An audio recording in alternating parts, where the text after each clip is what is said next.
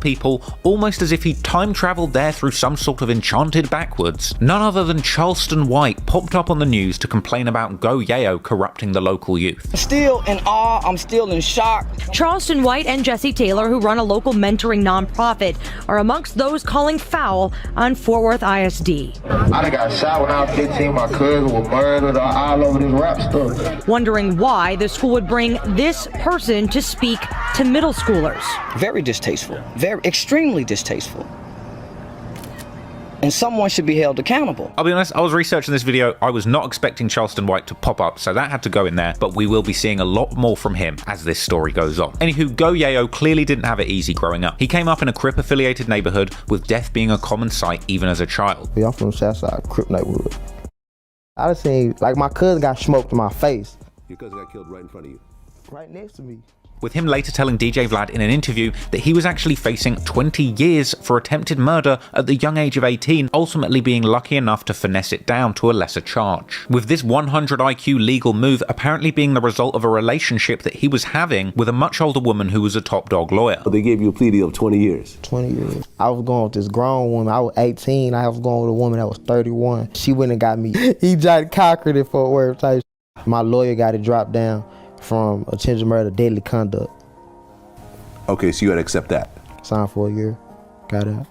Ultimately, Dallas was a dangerous city with an underworld of gang conflict that many young men had been sucked into at a young age. But fortunately, as Go Yayo said in his middle school speech, rap has given these young men a way out, rapping to make money and make their mothers proud, getting them out of the dangerous situations that they were forced to be around growing up. But sadly, as this story plays out, we'll see the sad consequences of the city's biggest rappers coming out of gangs, because even with fame and fortune, the squabbles between these Texas titans of raps would continue on, with each artist getting bigger in the rap game and getting more wealthy, but ultimately having much more to lose.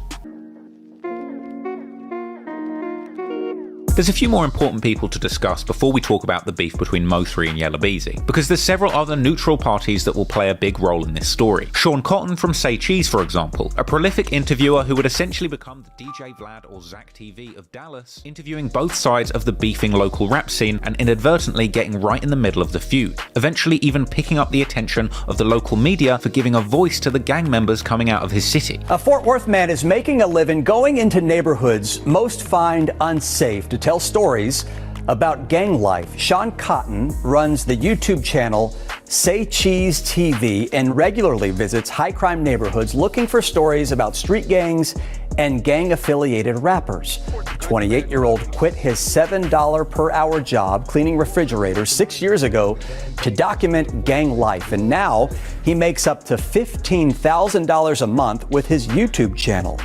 He also has deals with advertisers and rap labels through his work on Instagram.